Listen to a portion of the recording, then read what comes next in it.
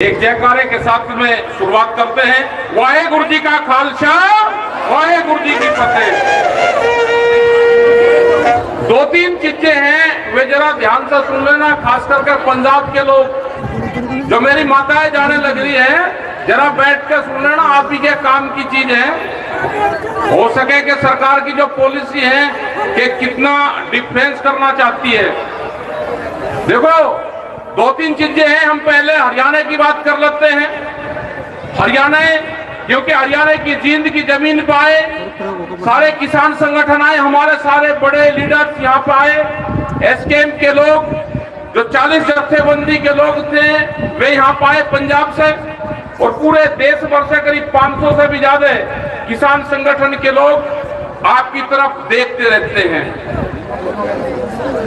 हरियाणा में अभी चल रहा है कि जैसे गन्ने का यहाँ पे एक बड़ी लड़ाई चल रही है हरियाणा में। शुगर मिल बंद है और यहाँ की सरकार ने 10 रुपए बढ़ाए।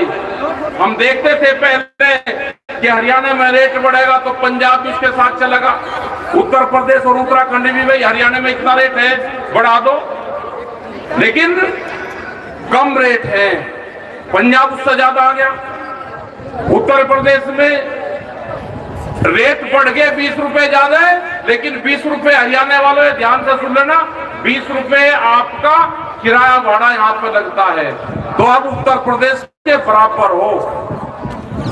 आंदोलन तेज करने पड़ेंगे और भी सख्त आंदोलन करने पड़ेंगे। जैसे हमारे सरपंच हरियाणा के, क्या धोखा नहीं उनके साथ में हुआ? क्या उनका फंड नहीं काटा गया? क्या वे सरपंच बन गए आंदोलन करके? क्योंकि आंदोलन जब दिल्ली में चला तो बहुत से लोग सरपंची का चुनाव लड़े और वे जीते, हमने सीधी सरकारों को टक्कर दी। क्या नए नए कानून बना दिए?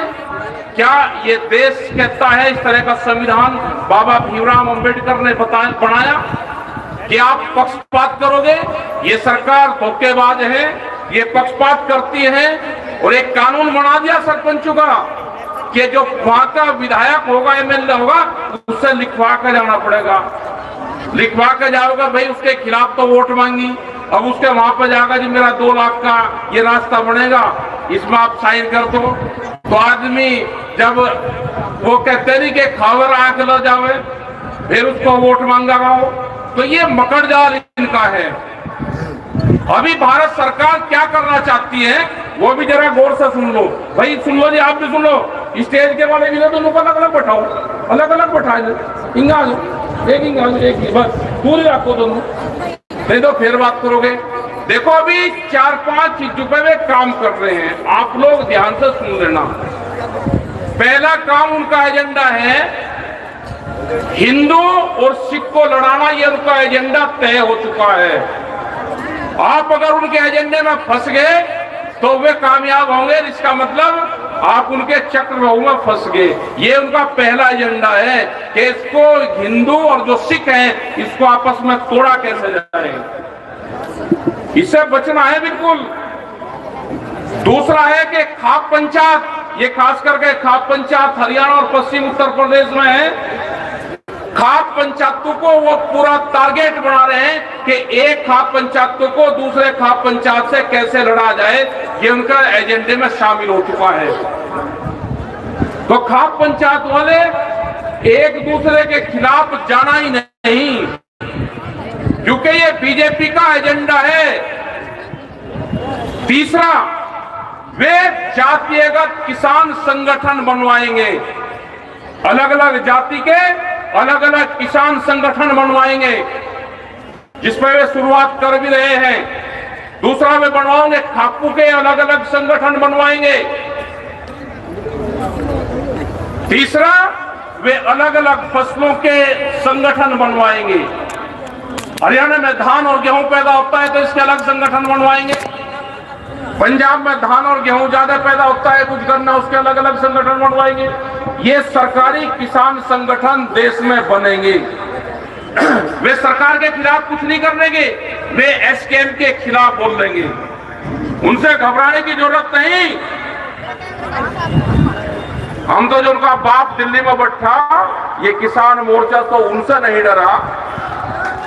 तुम्हारी औकात नहीं है कि ये डल जाएगा, क्योंकि जो वे चाल चलेंगे हम उनको चाल का पहले पता है, हमको पता है उस चाल का,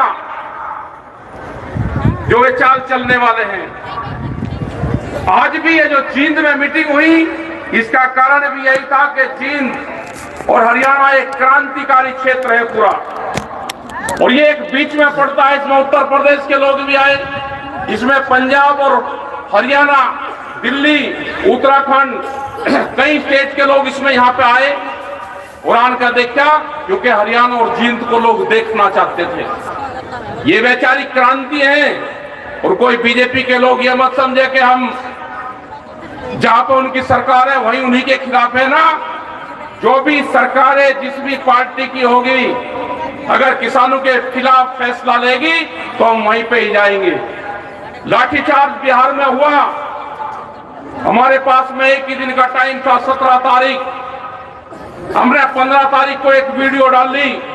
हमें नहीं पता कि कौन से गांव में लाठीचार्ज हुआ, लेकिन वहां के लोगों ने करीब 10,000 की भीड़ एक ही दिन में इकट्ठा करी, और आज वहां पे ट्रैक्टर मार्च निकल रहे हैं। ये जो ट्रैक्टर क्रांति है, ये जो ट्रैक्टर मार्च है, ये निकल रहे हैं आज पूरे देश में निकल रहे। जब से भी हम संयुक्त मोर्चे की मीटिंग दिल्ली से 1 साल पहले खत्म हुई, वहां से स्थगित किया आंदोलन, हम पूरे देश में गए। हमारे जो लीडर हैं, किसान संयुक्त मोर्चे के 40 बड़े लीडर हैं, अब अपनी जत्थेबंदी के लीडर हैं, वे संयुक्त मोर्चे के लीडर हैं, वे पूरे देश भर में जा रहे हैं, उनकी मीटिंगें होती है, उनसे लोग सुनते हैं, और लोग ये क्वेश्चन करते हैं कि एमएसपी का कानून कब बनेगा। वो आपको कहते हैं कि एमएसपी का कानून बनाओ, उस पर आप लड़ाई शुरू करो। ये वैचारिक क्रांति चल रही है। आज भी यहाँ पे प्रेस के लोग पूछ रहे कि ये मीटिंग क्यों करी। ये मीटिंग भी है, ये गोष्ठी भी है, ये पंचायत भी है, ये आंदोलन की रूपरेखाएं भी है। दिल्ली का जब मीटिंग होगी, 1 मार्च में मीटिंग यहाँ पे शायद तय करी है, 15 से 22 के बीच में रखी। डेट कौन सी फाइनल होगी, क्योंकि कोई जगह आपको दिल्ली में देगा नहीं, हमको वैसे ही डेट पे डिक्लेयर करनी पड़ेगी। 9 फरवरी को जब संयुक्त मोर्चे की एक मीटिंग होगी, उसमें शायद वे डिक्लेयर करेंगे। यही हमारे लीडरों की बातचीत हुई है। देखो, घबराने की जरूरत नहीं है। ये सरकार आपकी जमीन छीनना चाहती है, ये हमको पता चल गया कि सरकारों की नियत हमारी जमीन के ऊपर है, और हमको अपनी फसल और नस्ल बचानी है, तो आंदोलन का हिस्सा बनना पड़ेगा। अपने ट्रैक्टरों को मजबूत रखना पड़ेगा। कभी भी कहीं पे भी कॉल हो सकती है, उसके लिए सब लोग आप तैयार रहे। जैसे आज 26 जनवरी, ये धोखे का दिन है। आज हम लोग खुशी मना रहे, दिल्ली में अपने 10 साल पुराने ट्रैक्टर दिल्ली की सड़कों पर चला रहे, और भारत सरकार जाल साजिशें रच रही, जाल बुन रही थी फंसाने का किसान के लिए। 27 तारीख, 28 तारीख, 26 तारीख, ये जो 3 तारीख होगी, 26, 27 और 28 आने वाले टाइम पे, जैसे गुरु गोविंद सिंह के जब बच्चे शहीद हुए तो उनका जो धाड़ा मनाया जाता है वो 1 महीने का होता है। ये किसान आंदोलन का धाड़ा शुरू होगा। हम भी अभी तो 1 दिन रहेंगे वहां पे, 2 दिन चलेगा, 28 तारीख से आंदोलन चलेगा हमारा भी। हम भी झोपड़ी में रहेंगे, जैसे दिल्ली में किसान आंदोलन में रहे, ऐसे ही हम 28 तारीख से अपने एक जिले की समस्याओं को लेकर रहेंगे।